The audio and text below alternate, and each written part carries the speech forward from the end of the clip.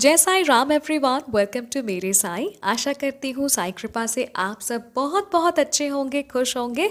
आज आप सभी के साथ मैं शेयर करूँगी एक बहुत प्यारा सुंदर सा साई अनुभव। ये अनुभव आया है गुवाहाटी आसाम से, जिसे बीजू जी हमारे साथ शेयर करती है। वैसे तो इनके बहुत सारे अनुभव हैं, पर लॉकडाउन में इनके साथ दो ऐसे मिरेकल्स हुए ना, मैम वही हमारे साथ शेयर करना चाहती हैं। मैम सिंगल पेरेंट हैं, इनका 20 साल का बेटा है, रेस्क्यूड पेट्स है, जैसे कि 6 डॉग्स और 7 कैट्स है, और मैम कॉरपोरेट कंपनी में काम करती हैं। साल 2010 से अकेले लाइफ जीने का डिसीजन लेती हैं और तब से साईं बाबा को अपना सब कुछ मानती हैं। साल 2019 में मैम ने अपनी जॉब छोड़ दी क्योंकि उनको बिजनेस करना था। तो वो एक गर्ल्स पीजी खोलती हैं और अपना सब सेविंग्स मतलब उसी पीजी पे लगाती हैं। पर उसके बाद हुआ लॉकडाउन और पीजी बंद हो गया और साथ ही साथ इनका इनकम भी बंद हो गया। फिर फेस करना पड़ा सीरियस प्रॉब्लम, जैसे कि घर का डेली खर्चा वो कैसे निकालेंगी।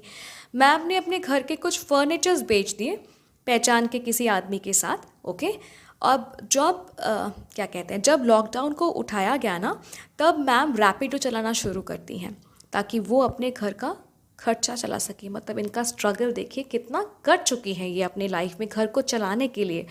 और रैपिडो चलाने के बाद जो भी मिलता, जो भी इनकम होता, वो काफ़ी नहीं था उनके लिए, उनके बेटे के लिए और उनके पेट्स के लिए। ओके, एक दिन ऐसा हुआ कि रैपिडो में कोई बुकिंग नहीं आया, जो भी आ रहा था वो कैंसिल हो रहा था बुकिंग। तो उस दिन कोई इनकम जनरेट नहीं हुआ और मैम बहुत दुखी हो गई कि वो घर के लिए बाज़ार कैसे लेके जाएंगी। अब उनका बेटा उन्हें कॉल भी कर रहा था और मैम ने अपने बेटे से ना छुपाया था कि वो रैपिडो चलाती हैं। उनके बेटे को लगता था कि मैम किसी कंपनी में जॉब कर रही थी उस वक्त। तो मैम बहुत परेशान थी और बहुत दुखी थी कि अब क्या करेंगी, क्योंकि उस दिन कोई कमाई नहीं हुआ था। एट लास्ट वो बाबा को याद करके घर लौटती है कि बाबा अब आप ही देखो, आज तो कुछ कमाई हुआ नहीं, मैं क्या खिलाऊंगी बच्चे को, मेरे पास रेस्क्यूड पेट्स हैं, उनका कैसे मैं देखभाल करूंगी, ये आपकी ज़िम्मेदारी बाबा, मैं जा रही हूँ। बहुत हताश निराश होकर वो घर लौट रही थी। अब घर पहुँचने से 5 मिनट पहले एक टर्निंग है, वहाँ टर्न लेने के लिए स्कूटी को स्लो करती है मैम, और तब उनको 500 का नोट रोड पे गिरा हुआ मिला और मैम तुरंत उस नोट को उठाती हैं और खुशी खुशी घर लौटती हैं और अपने बेटे से कहती है कि आज बाबा ने मुझे घर ग्रॉसरी लाने के लिए 500 रुपये दिए। सच में ये बाबा का ही दिया हुआ 500 रुपये है। लॉकडाउन के समय में रास्ते कितने खाली होते हैं, है ना। और देखिए जगह भी कैसा, जब मैम घर घुसने ही वाली थी वहीं पे गिरा हुआ मिला मैम को। तो सच में साईं की कृपा देखिए, बाबा सबकी नीड जानते हैं और एकदम सही वक्त पे बाबा हेल्प करते हैं। बाबा की जय हो, साईं की जय हो। अगर साईं पे भरोसा रखते हैं ना आप, तो आपको सहायता कहाँ से मिल जाएगी ना, ये आप सोच भी नहीं सकते।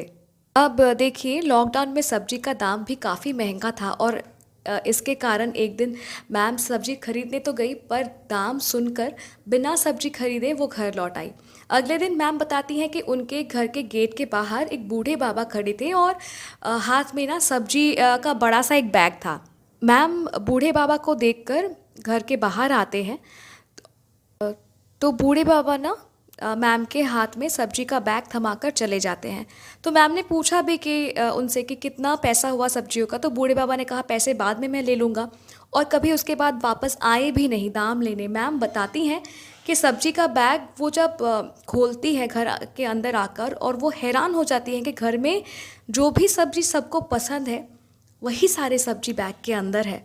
तो कुछ अनुभव ऐसे होते हैं ना, जिससे आप सिर्फ यही कह सकते हैं कि वो मेरे साईं ही थे, वो साईं ही थे और कोई नहीं। बाबा ने ही आके मदद की और साईं की इन पे इतनी कृपा रही है कि साल 2021 में वो फिर से अपनी पुरानी कंपनी ज्वाइन करती है और अब अपने बेटे और रेस्क्यूड कैट्स एंड डॉग्स के साथ बहुत खुशी से रहती है। तो thank you so very much ma'am, इतना प्यारा अनुभव मेरे साथ शेयर करने के लिए।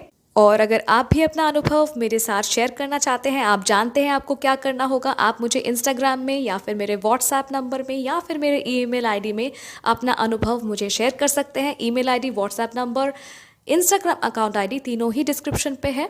अगर अनुभव अच्छा लगा तो please like, comment and share. मिलती हूँ बहुत जल्दी नए साए अनुभव के साथ। टिल देन जय साई राम।